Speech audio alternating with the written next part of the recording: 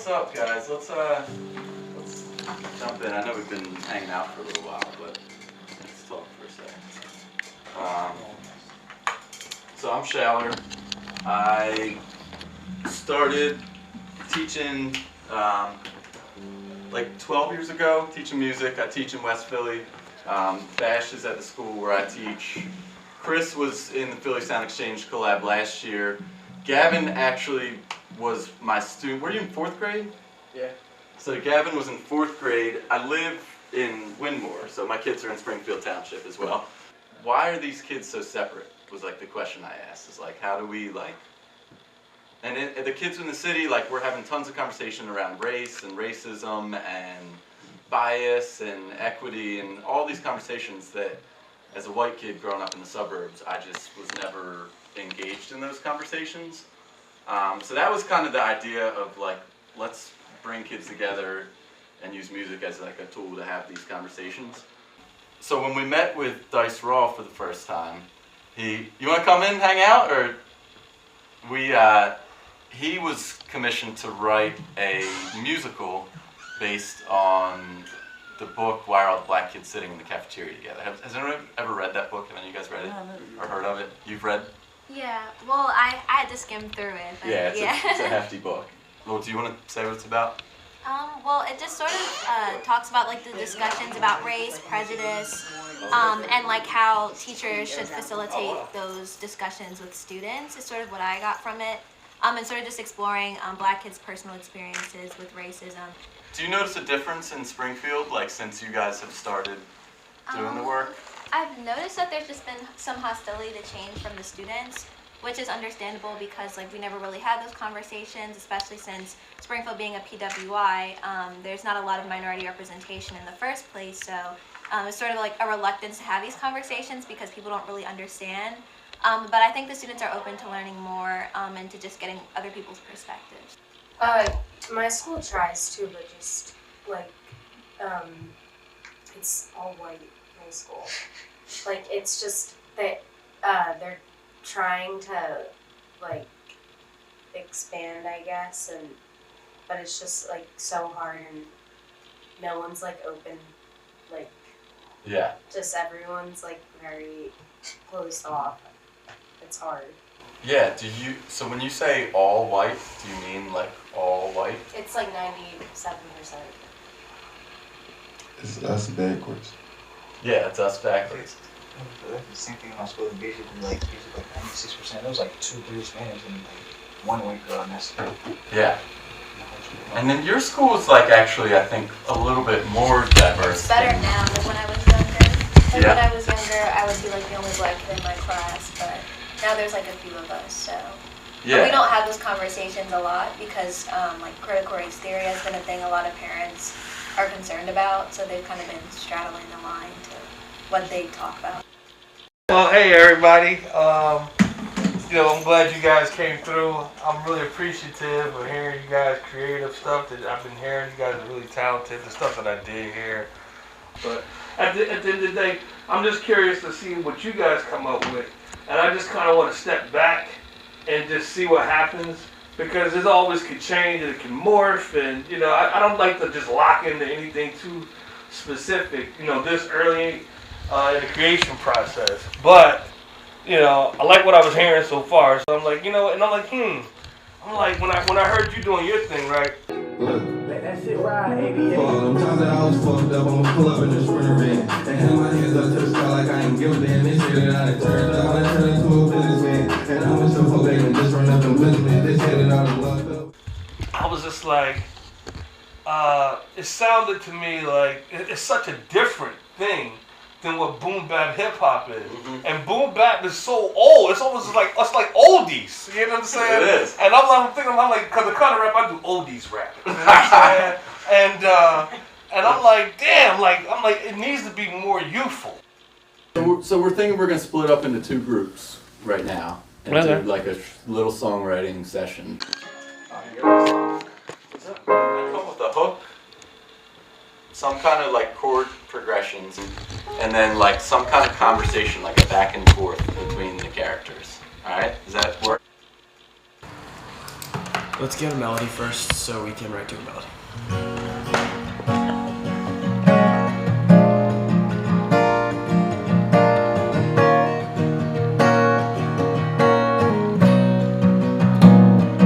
Definitely about bringing a bunch of different people from different areas, different backgrounds together, and because music is, I won't call it one thing, but like, you know, it's doesn't matter where you're from or who you are, like you can make music with anybody. Wait,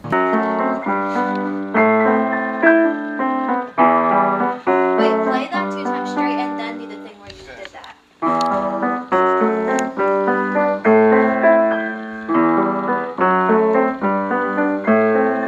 Because in a sense, I've lived through I've lived in the ghetto. I lived in a suburban area before. Well, it happened when it was a transition from when my father died. I stayed at my uncle's house, and he used to live in this suburban area. So I grew up there for a little bit. So I know about both backgrounds.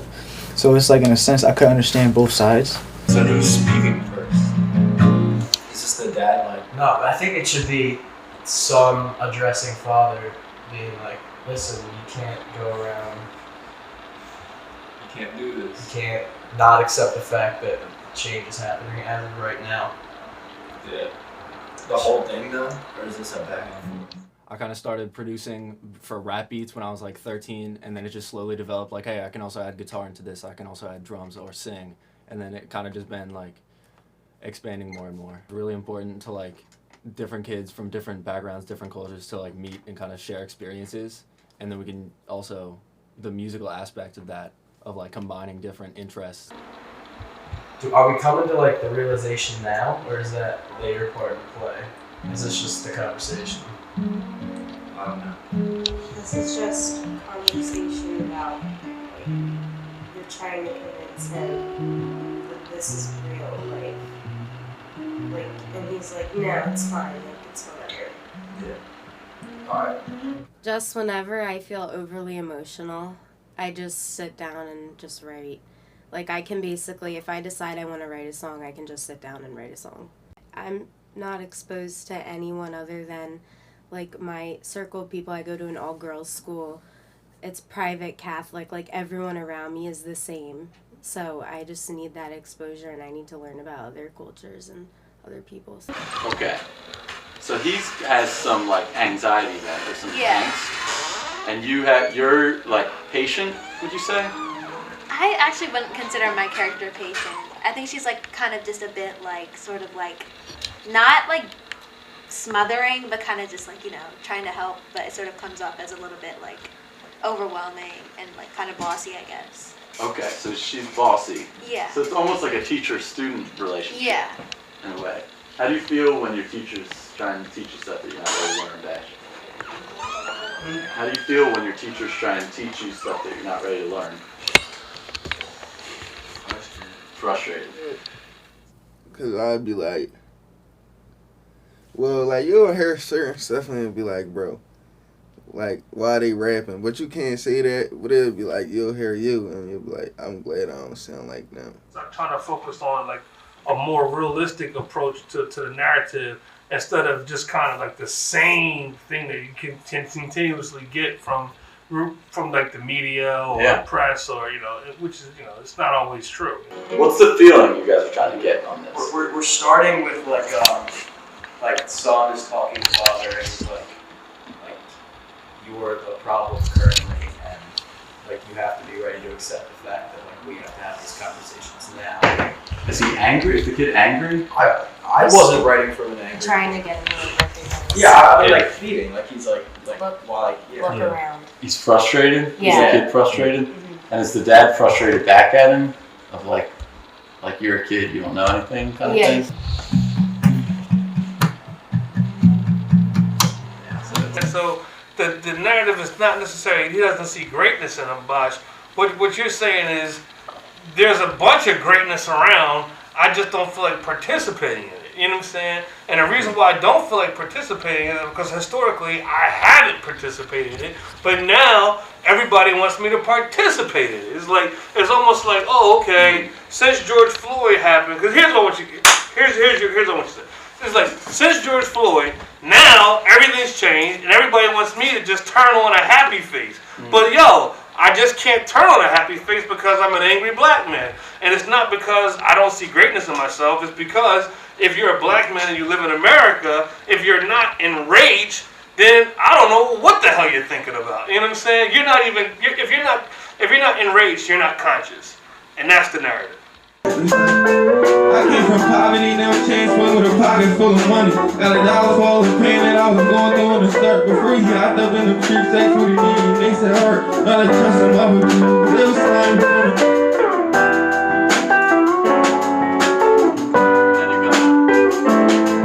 So we need a hook, like.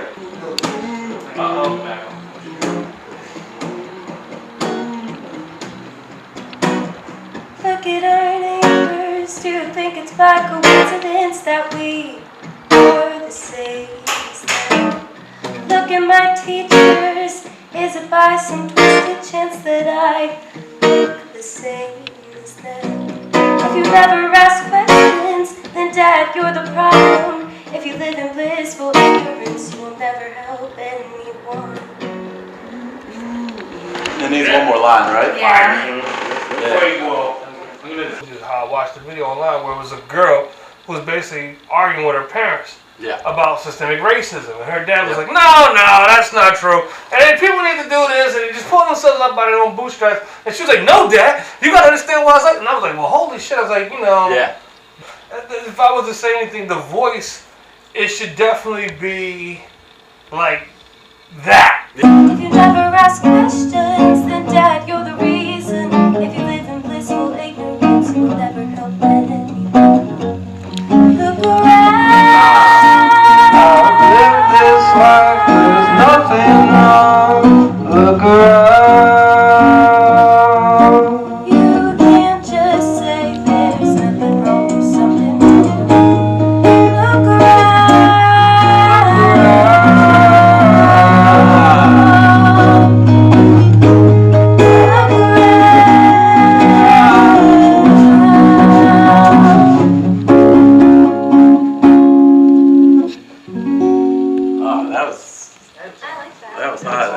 If we went in your school and like blew people away with like some crazy performance and then engaged them in a conversation where they left like, maybe I need to rethink that. Like that would be a powerful thing. I came from poverty, no chance, one with a pocket full of money. Got $1 for all the pain that I was going through in the start. Before you hopped up in the streets, that's what you did. They told him what, they can't trust him over, cause they was slimy from the start.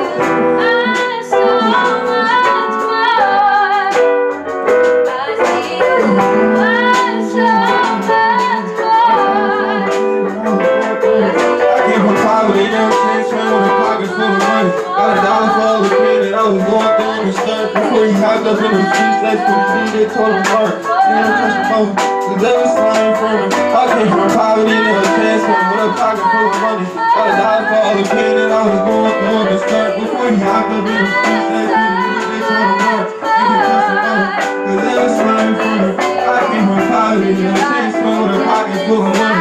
Got $1 for all the pain that I was going through in the start. Before he hopped up in the streets, that's what he did. They told him hard, they can trust him over, cause they was slime from the start.